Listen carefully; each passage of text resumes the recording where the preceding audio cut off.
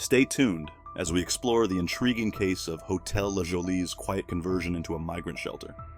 New York City has recently faced an unprecedented challenge with the influx of migrants. The city has encountered difficulties in accommodating the roughly 200,000 migrants who have arrived since spring 2022. The city received 62.2 million visitors in 2023, reaching 93% of 2019's levels. And that number is expected to rise to as many as 64.5 million tourists this year. In the past year alone, the city has seen thousands of families arriving, seeking refuge and a fresh start.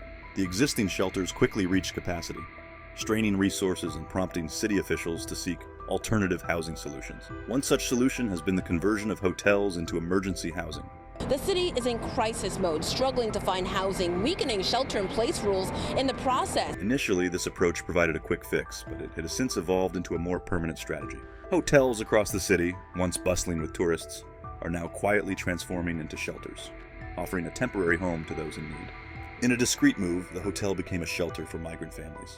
Recently, New York City Mayor Eric Adams awarded a $12.3 million emergency contract to the nonprofit St. Paul's Inc. for the operation of a city sanctuary facility for families with children at 235 Meeker Avenue in Williamsburg, Brooklyn. This contract, issued by the Department of Homeless Services, specifies Hotel Le Jolie's address as the management location. Last year, Hotel Le Jolie, a 55-room establishment in Williamsburg, started accommodating undocumented migrants, as reported by the outlet. Although the transformation into a shelter is intended to be temporary, the hotel has yet to return to regular operations. According to staff, the hotel is not accepting travelers because it is undergoing renovations. Since April of last year, the establishment has yet to address any online customer reviews or queries. The operational adjustments were substantial, with the hotel's amenities being repurposed to better suit the needs of its new residents. Rooms that once catered to tourists' comfort are now designed to provide safety and stability for families. The migrant crisis has provided a much-needed lift to New York City hotels that were still suffering from the decline in tourism due to the COVID-19 pandemic. We really are looking for a federal response to this, to take ownership of a crisis, and we'll be there to help, but this belongs in the federal government. The conversion of hotels like Le Jolie into migrant shelters has had a ripple effect on the local hotel industry. Many hotels, struggling with decreased tourism revenues due to the COVID-19 pandemic, found a new source of income through city contracts to house migrants. These contracts have provided a steady cash flow, alleviating financial distress and helping keep staff employed and hotel operations running. In Midtown has more than 1,000 rooms. It had to close during the pandemic. Now the city wants to use the building as it struggles to find housing for an influx of migrants. Socially, the community's response has been mixed. While some residents express concerns about the sudden change, on the other hand, there has been considerable support from various community groups and individuals who see this as a humanitarian effort that benefits vulnerable populations. Adam has criticized the Biden administration for its inadequate support in what he describes as one of the largest humanitarian crises this city has ever faced.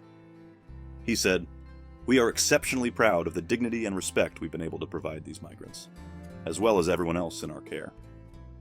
But make no mistake, New York City should have never been left largely on its own to manage this national humanitarian crisis." The city's decision to contract hotels for migrant housing involves significant financial commitments. In January, the Adams administration secured a new $76.69 million emergency contract with the Hotel Association of New York City to provide last resort housing for migrant families. As part of this contract, 15 hotels across Brooklyn, Queens, and the Bronx will allocate room blocks to asylum-seeking families for periods of up to 28 days under a vouchering program set to run through July. The Post previously reported in September that the city had extended its contracts with the Hotel Association for 3 years at a cost of $1.3 billion, a figure nearly 5 times the initial $275 million agreement, solely to cover the rent for a broad network of hotels repurposed as emergency shelters. To control escalating costs associated with housing migrants, Adams has implemented shelter stay limits of 30 and 60 days for individuals and families, respectively. Stated you can stay here as long as you want, where taxpayers are going to pay for your food, your clothing, your lifestyle for as long as you want. That is just not economically realistic, and is unfair to taxpayers, it's unfair to migrants and asylum seekers. And so our humane policy. The logistical challenges of transforming hotels into functional shelters are immense, involving everything from security to daily operations. However, Adams' administration has distributed prepaid debit cards to migrant families as part of a controversial program that could grant them up to $18,200 annually. Currently, the city is sheltering 65,000 migrants across 214 emergency shelter sites, with over 1,000 rallying outside City Hall this month to demand increased aid, improved housing, and work permits. Hannock estimates that over the past year, 16,000 hotel rooms have been repurposed as shelters, and many of these may never revert to their original use as hotel accommodations. Meanwhile, city departments such as education, libraries, and social services have experienced budget cuts of 10%, and plans are in place to reduce the FDNY budget by $74 million by the end of 2025 to accommodate further migrant-related expenditures. It is also putting strain on the city finances. Tensions among migrants have escalated, with one individual fatally stabbed during an altercation at a tent city on Randall's Island in January. Additionally, more than a dozen individuals were involved in a street fight outside the Row Hotel on 8th Avenue on April 21st, with one person wielding a baseball bat and another being assaulted by 4 attackers on the ground. It seriously raises security concerns among the people. Out of their hotel shelter, the 40 families at the Row Hotel. Trump has claimed that Biden's more lenient policies are responsible for an increase in illegal immigration.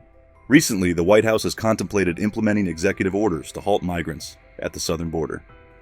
From economic impacts to authorities' responses, this strategy illuminates the complexities of urban policy in crises. What do you think about these developments? Share your thoughts and join the conversation below. Thanks for tuning in. Don't forget to like, subscribe, and click the bell for notifications on our latest content. Up next, we'll dive into more stories of urban transformation and social impact. Stay informed, stay engaged,